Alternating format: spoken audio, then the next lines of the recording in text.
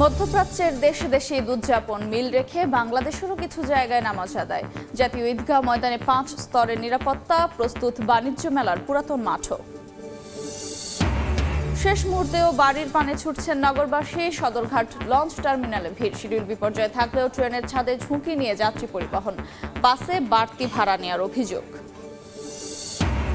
Doctor ইউনূসের চীন সফরকে ইতিবাচক হিসেবে দেখছে বিএনপি। ভূরাজনৈতিক কারণে বেইজিং এর সঙ্গে সুসম্পর্ক গড়ে তোলা জরুরি বললেন মির্জা ফখরুল। চলন্ত প্রাইভেট কারে একের পর এক গুলি। চট্টগ্রাম নগরীর চন্দনপুরা এলাকায় গাড়িতে সন্ত্রাসী হামলা, গুলিবিদ্ধ 4 জনকে হাসপাতালে নেয়ার পর 2 জনের মৃত্যু। এবং বড় ধরনের ভূমিকম্পের ঝুঁকিতে বাংলাদেশ।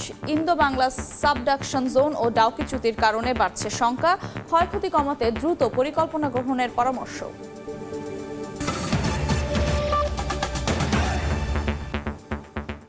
সময় সংবাদের সঙ্গে আছে আমি আফরোজা মৌটুসী। সৌদি আরব সহ মধ্যপ্রাচ্যের দেশে দেশে উদযাপন করা হচ্ছে পবিত্র ঈদ উল ফিতর। সকাল থেকে মসজিদে মসজিদে স্থানীয়দের পাশাপাশি জামাতে নামাজ আদায় করেন প্রবাসী বাংলাদেশিরা। সৌদি আরবে ঈদের সবচেয়ে বড় জামাতটি অনুষ্ঠিত হয় পবিত্র মক্কার মসজিদুল হারামে। মুসলিম উম্মাহর শান্তি ও কল্যাণ কামনা করে বিশেষ দোয়া করা হয়। সৌদি আরবে ঈদের সবচেয়ে বড় জামাত অনুষ্ঠিত হয় পবিত্র মক্কার মসজিদুল হারামে। সকাল 6:28 হওয়া নামাজের ইমামতি করেন সৌদি পার্লামেন্টের শেখ ডক্টর আব্দুর রহমান আল সুদাইস। সেখানে লাখো মুসল্লি নামাজ শেষে মুসলিম বিশ্বের কল্যাণ কামনা করে বিশেষ দোয়ায় অংশ নেন।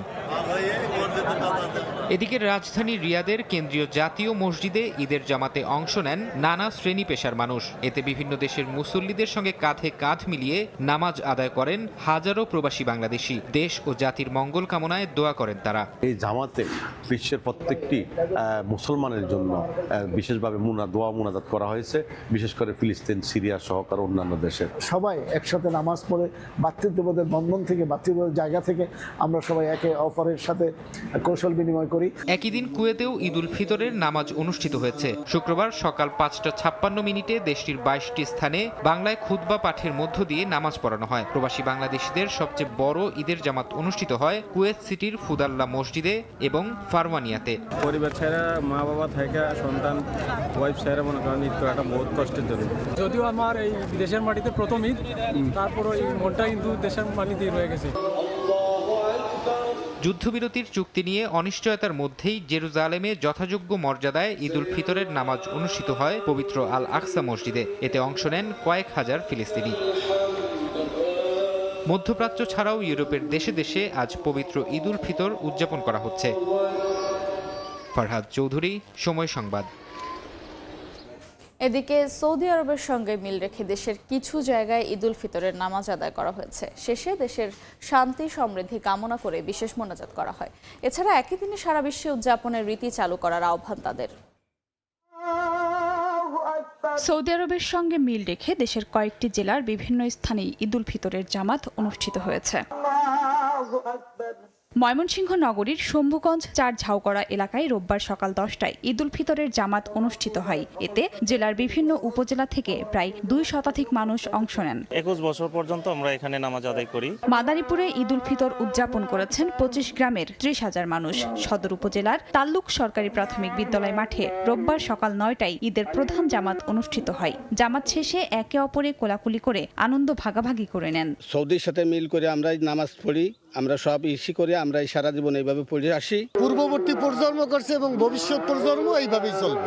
চাঁদপুরে প্রায় 50 গ্রামের মুসলমানরা ঈদ উল ফিতর উদযাপন করেন। সাদরা দরবার শরীফে সকাল 9:30টায় ঈদের প্রধান জামাত অনুষ্ঠিত হয়। রংপুরের গঙ্গাচড়া উপজেলার বাগপুর পূর্ব মৌলভীপাড়া জামে মসজিদে ঈদের জামাত অনুষ্ঠিত হয়। এতে 120টি পরিবার অংশগ্রহণ করেন।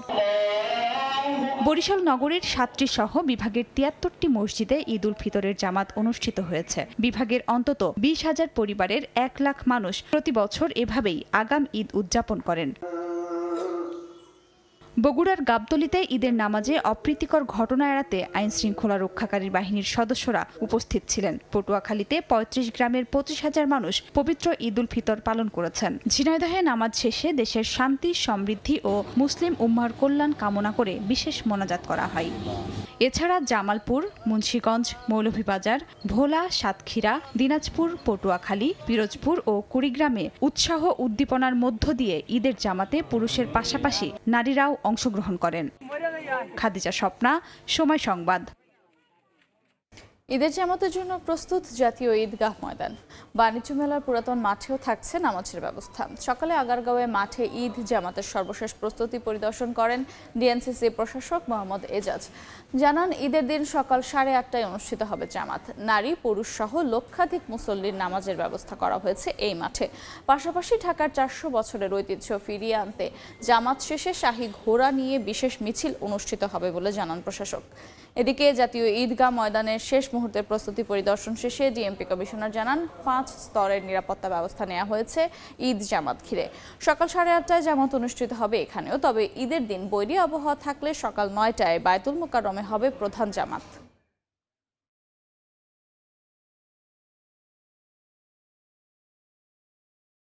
জাতীয় ঈদগাহ ময়দানের ঈদের জামাতে 5 স্তর নিরাপত্তা বলয় তৈরি করা হবে। প্রবেশ গেটসমূহে তল্লাশির জন্য আরসওয়ে ও মেটাল ডিটেক্টর থাকবে। আমরা নিরাপত্তাটিকে খুবই প্রাধান্য দিয়েছি। বিভিন্ন স্তরের নিরাপত্তা থাকবে এখানের মধ্যে। কোনো ধরনের নিউসেন্স যেন না করা হয় সেদিকে কড়া নজরদারি পুলিশ, ডিএমপি এবং অন্যান্য যারা নিরাপত্তা বাহিনী আছেন তারা এটাকে দেখাশোনা করবেন। ঈদযাত্রার খবর। করোনার ছিদ শেকড়ের টানে শেষ মুহূর্তেও বাড়ির পানে ছুটছে মানুষ। সকাল থেকে সদরঘাট লঞ্চ টার্মিনাল যাত্রীদের উপচে পড়া ভিড় ছিল। এতদিন নির্বিঘ্ন চলাচলেও শেষ সময়ে এসে ট্রেনে কিছুটা বিশৃঙ্খলা দেখা দিয়েছে। ঝুঁকি নিয়ে যাত্রী পরিবহন করছে কিছু ট্রেন। তসলিম তৌহিদ, তানভীর হাসান মেঘকে সঙ্গে নিয়ে যাত্রার শেষ দিনের বিস্তারিত জানাচ্ছেন সহকর্মী আল আমিন তুষার।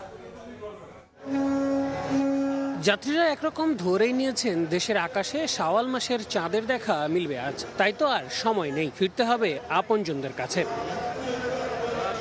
শেষ দিনে এসেও তাই সদরঘাট লঞ্চ টার্মিনাল জুড়ে ছিল ঘরমুখে মানুষের ভিড়। লঞ্চগুলোর ডেক, কেবিন এমনকি ছাদেও ছিল যাত্রীতে ভরপুর। তবে কেউ কেউ সামগ্রিক ব্যবস্থাপনা নিয়ে ক্ষোভ প্রকাশ করেন। গতবারের থেকে এবারে ডাবল আর কি। গুলিস্তানের পর থেকে প্রচুর জ্যাম। বছর থেকে মনে হচ্ছে ডিসিপ্লিন খারাপ, আইন শৃঙ্খলা বাহিনী এরকম ভাবে কাজ করতে আছে না। শেষ মুহূর্তে নগরবাসী ঢাকা ছাড়তে শুরু করলেও বাস কাউন্টারগুলোতে তেমন চাপ নেই বলে জানিয়েছেন পরিবহন সংশ্লিষ্টরা। ভোগান্তি ছাড়া টিকিট পেয়ে স্বস্তি প্রকাশ করেছেন যাত্রীরাও। অন্যান্য ঈদের বাজার থেকে এবার ঈদের বাজার খুবই মন্দা গেছে ভাই, কারণ ছুটি বেশি দিন আর যাত্রী ভাইয়া চলে গেছে। আসছি, টিকিট পেয়ে গেছি, but the thing is that bus নাই। ঈদ বাজার ছাড়া এর থেকে বেশি ভালো। ভাঙা ছুটি হয়েছে, আরামে এসে গেছে। অনেক প্রচুর পরিমাণ হিউজ পরিমাণ গাড়ি আছে টার্মিনালে, কিন্তু ওই পরিমাণ যাত্রী নাই। অন্যান্য দিনের মতো শেষ দিনে এসেও নির্ভেজাল ট্রেনের শিডিউল। তাই তো শিকড়ের টানে ছুটে চলা প্রতিটি মানুষের চোখে মুখে ঈদের আনন্দ। যদিও শেষ দিনে এসে বাড়তি ভিড় পৌঁছেছে ট্রেনের ছাদ অবধি। বাংলাদেশের ইতিহাসে মনে হয় কখনো এত সহজ ঈদযাত্রা হয় না। ট্রেন চলে গেছে, আমি মিস্টেক করছি। এই যে আমার টিকিট, এখন তো ভেতরে উঠলে আবার টাকা নেবে, আমি কি করব?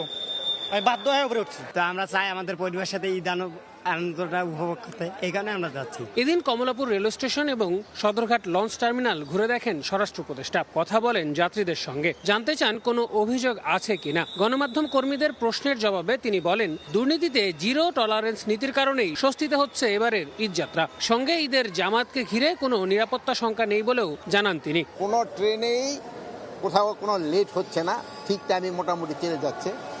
আর 2 নম্বরে এখানে কোনো কালোবাজারি হচ্ছে না, কোনো ধরনের যেন কোনো রকমের অঘটন না ঘটে। এই জন্য জনগণও যেরকম সচেতন, আপনারা ওরকম সচেতন, আমাদের বাহিনী ওরকমভাবে সচেতন। দুর্নীতি প্রশ্রয় দেই নাই এবং আমাদের যে কর্মকর্তা কর্মচারী আছে রেলে, তাদেরও ইনস্ট্রাকশন দেওয়া হয়েছিল তারা যেন ঠিক মতো তাদের দায়িত্বটা পালন করে। গেল বছরগুলোর তুলনায় এবারের ঈদে স্বস্তিতে বাড়ি ফিরছেন নগরবাসী। ছুটি শেষে একইভাবে ফিরতে পারবেন কর্মব্যস্ত নগরীতে, এমনটাই আশা সবার।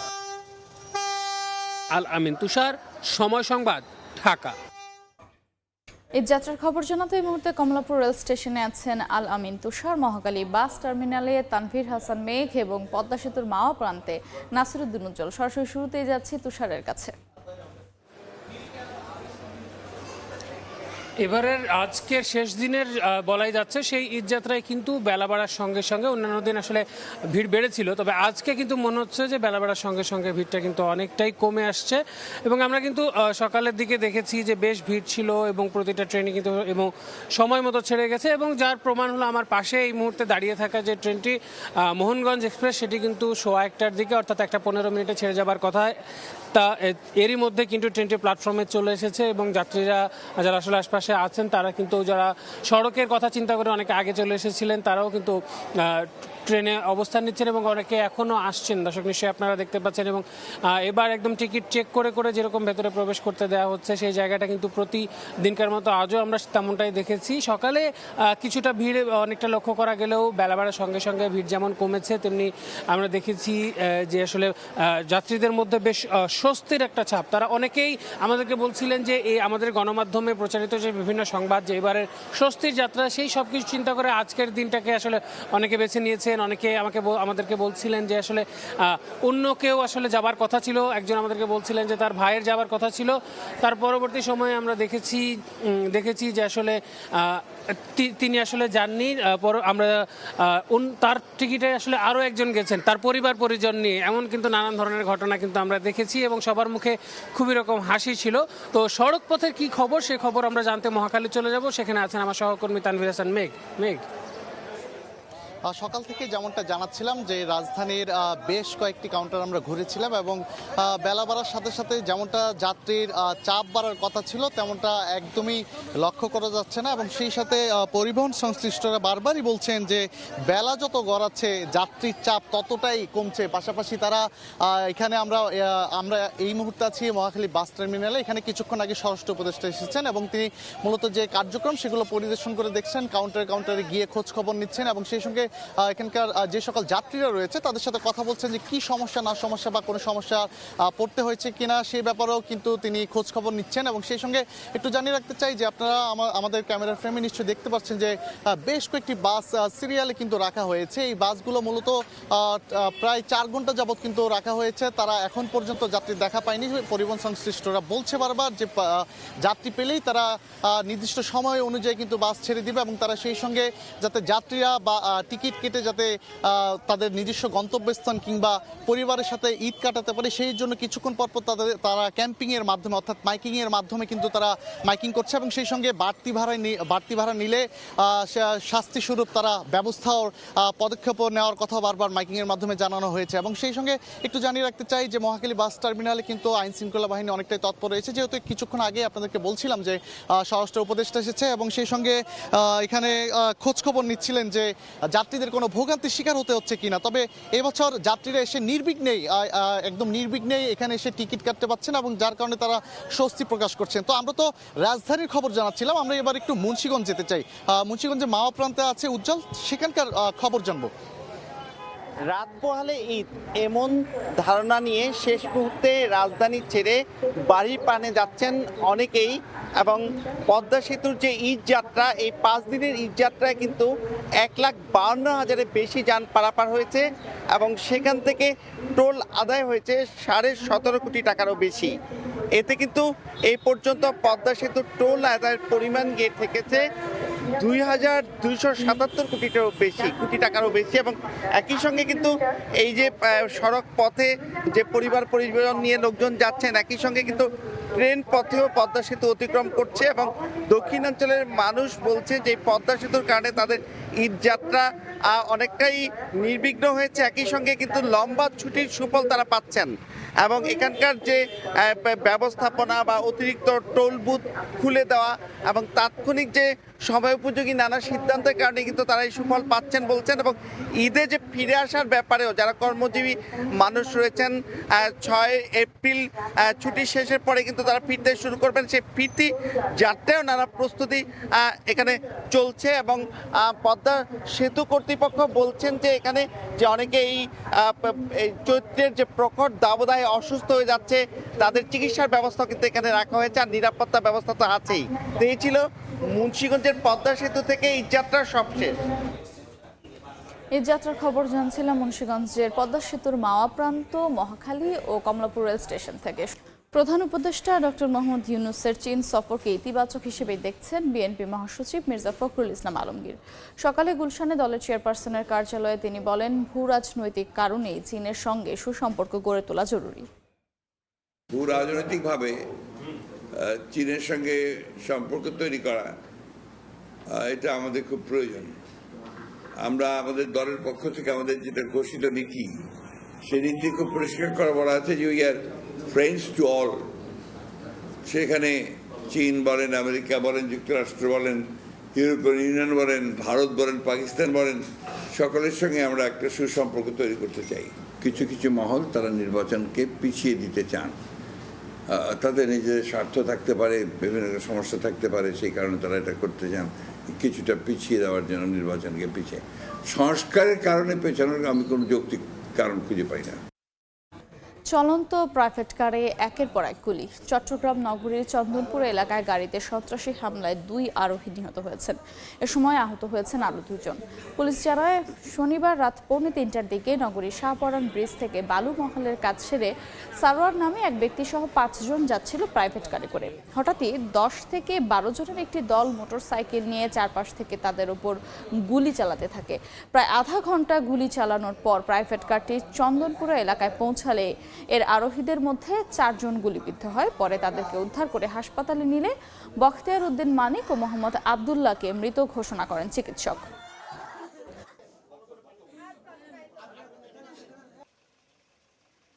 আবারও বাড়তে যাচ্ছে ভোজ্য তেলের দাম। আগামী মঙ্গলবার থেকে বোতলজাত সয়াবিনের দাম লিটারে 18 আর পাম ও খোলা সয়াবিনে বাড়তে পারে 13 টাকা, কারণ ভ্যাট অব্যাহতির মেয়াদ শেষ হচ্ছে সোমবার।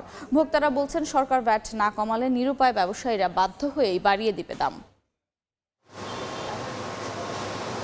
সরকার নির্ধারিত দামেই বাজারে বিক্রি হচ্ছে পাম অয়েল ও সয়াবিন তেল, সরবরাহ রয়েছে স্বাভাবিক। মোটামুটি এখনো তেলের বাজার মোটামুটি এখনো সরবরাহ ঠিকই আছে। তবে আগামী মঙ্গলবার থেকে বাড়তে পারে এই ভোজ্য তেলের দাম, এমন শঙ্কা ঘিরে ধরেছে ভোক্তাদের। দামের বিষয়টা শুনতেছে, এটা আসলে আমরা সাধারণ পাবলিক হিসাবে কোনোভাবে এটা আমরা মেনে নিতে পারছি না। ভোক্তার এমন আশঙ্কার কারণ, গেল 15 ডিসেম্বর পাম অয়েল ও সয়াবিন তেল আমদানিতে উৎপাদন ও স্থানীয় পর্যায়ে ভ্যাট ও আগাম কর অব্যাহতি দিয়ে এনবিআর যে এসআরও জারি করেছিল তার মেয়াদ শেষ হচ্ছে সোমবার। ভ্যাট অব্যাহতি বহাল থাকবে নাকি পণ্যের দাম বাড়বে, এখনো সেই সিদ্ধান্ত জানায়নি সরকার। আমরা বাড়তি দামে কিনবো, বাড়তি দামে বিক্রি করবো। এখন যে দাম আছে আরো যদি বাড়ে তাহলে তো আমাদের পণ্য কেনাটা অনেক কষ্ট হয়ে যাবে। যেভাবে হোক এটা কন্ট্রোল করা উচিত সরকার।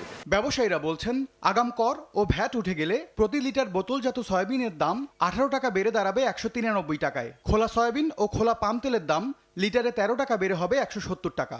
সরকারি সিদ্ধান্ত মেনেই বাজারে তেল সরবরাহ করবেন তারা। 1 তারিখের পর থেকে আমরা যে মালটা সরবরাহ দিব বাজারে, ওখানে আপনার 15% ব্যাট দিয়ে সরবরাহ করতে হবে আর কি। ব্যাটটা দিলে আলটিমেটলি তো এটা প্রাইসের সাথে যোগ করে আমাকে দিতে হবে। ব্যাটটা তো আমাকে নিতে হবে, কাস্টমারের কাছ থেকে ব্যাটটা নিতে হবে না। ভোজ্য তেল আমদানি, পরিশোধন ও বাজারজাতকারী প্রতিষ্ঠানগুলো এরই মধ্যেই চিঠি দিয়ে দাম বৃদ্ধির শঙ্কার কথা জানিয়েছে ট্যারিফ কমিশনে। মিয়ানমার থাইল্যান্ডের শক্তিশালী ভূমিকম্প আঘাত হানার পর বাংলাদেশের ঝুঁকি আরও বেড়েছে বলে মনে করেন ভূতত্ত্ববিদ। বলছেন, ইন্দো বাংলা সাবডাকশন জোন ও ডাউকি চুক্তিতে সঞ্চিত আছে প্রচুর শক্তি। এ অবস্থায় ভূমিকম্পের ক্ষয়ক্ষতি কমাতে স্বল্প, মধ্য ও দৈর্ঘ্য মেয়াদে পরিকল্পনা গ্রহণের পরামর্শ। তাসনিয়া নিশাত মিমের রিপোর্ট।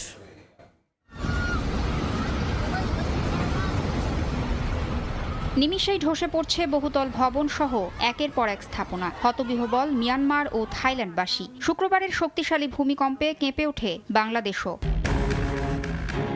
ফায়ার সার্ভিস বলছে, মিয়ানমার থাইল্যান্ডের মতো শক্তিশালী ভূমিকম্প ঝুঁকিতে আছে বাংলাদেশও। উচ্চ ঝুঁকিতে রয়েছে 4 অঞ্চল: ঢাকা, ময়মনসিংহ, সিলেট ও চট্টগ্রাম। 2 বছর আগে রাজুকের গবেষণায় বলা হয়, মুহূর্তেই ধসে পড়বে রাজধানীর অন্তত 8,64,000 ভবন, যা মোট ভবনের 40%। ভূতত্ত্ববিদরা জানান, বাংলাদেশে ভূমিকম্পের উৎস দুটি। একটি বাংলাদেশের পূর্বে অবস্থিত ইন্দো বাংলা সাবডাকশন জোন, অন্যদিকে হিমালয়ের পাদদেশে অবস্থিত ডাউকি চুক্তি, সবচেয়ে ঝুঁকিপূর্ণ সাবডাকশন জোন। এখানে 2টি প্লেট আটকে আছে একটির সঙ্গে অন্যটি, যেখানে সঞ্চিত আছে 8.2 থেকে 9 মাত্রার শক্তি। একটা প্লেটের নিচে আর একটা প্লেট, যে এটা হচ্ছে ইন্ডিয়া প্লেট, এটা বার্মা প্লেট। এই একটা প্লেটের নিচে আর একটা প্লেটের তুলিয়ে যাওয়াকে বলা হয় সাবডাকশন। সাবডাক্টেড হচ্ছে ইন্ডিয়ান প্লেটটা বার্মা প্লেটের নিচে তুলিয়ে যাচ্ছে, সাবডাক্টেড হচ্ছে। দুটা প্লেটের যে গতি, এটার উপরেই নির্ভর করে যে কি পরিমাণ শক্তি সঞ্চিত হয়ে আছে এবং সেই শক্তিটা পরবর্তীতে কখন সেটা বের হয়ে আসতে পারে ভূপৃষ্ঠে। ভূমিকম্পের আগাম পূর্বাভাস না থাকায় ক্ষয়ক্ষতি কমাতে স্বল্প, মধ্য ও দীর্ঘমেয়াদী পরিকল্পনা নেওয়ার পরামর্শ এই বিশেষজ্ঞের। ভূমিকম্পের আগে আমাদের ব্যক্তি পর্যায়ে, পারিবারিক পর্যায়ে, প্রাতিষ্ঠানিক পর্যায়ে কী ধরনের প্রস্তুতি থাকা দরকার এবং ভূমিকম্প হলে আমরা 2-1 কদমের মধ্যে আমাদের কিভাবে নিজেরকে নিরাপদ জায়গায় নিয়ে যাব এবং ভূমিকম্পের পরে আমার কি দায়িত্ব, যে আমার আশেপাশে কারা হতাহত হলো তাদের খোঁজ খবর নেওয়া, তাদের সেবা করা। ভূমিকম্প হলে করণীয় কি তা জানতে ন্যাচারাল হ্যাজার্ড গেম অনুসরণের পরামর্শ সংশ্লিষ্টদের। তাসনিয়া নিশাত, মিম, সময় সংবাদ, ঢাকা।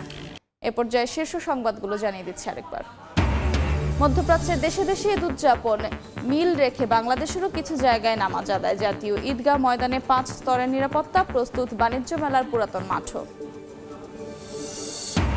শেষ মুহূর্তেও বাড়ির পানে ছুটছেন নগরবাসী। সদরঘাট লঞ্চ টার্মিনালে ভিড়, শিডিউল বিপর্যয় না থাকলেও ট্রেনের ছাদে ঝুঁকি নিয়ে যাত্রী পরিবহন, বাসে বাড়তি ভাড়া নেওয়ার অভিযোগ। এবং ডক্টর ইউনূসের চীন সফরকে ইতিবাচক হিসেবে দেখছে বিএনপি। ভূ রাজনৈতিক কারণে বেইজিং এর সঙ্গে সুসম্পর্ক গড়ে তোলা জরুরি বললেন মির্জা ফখরুল।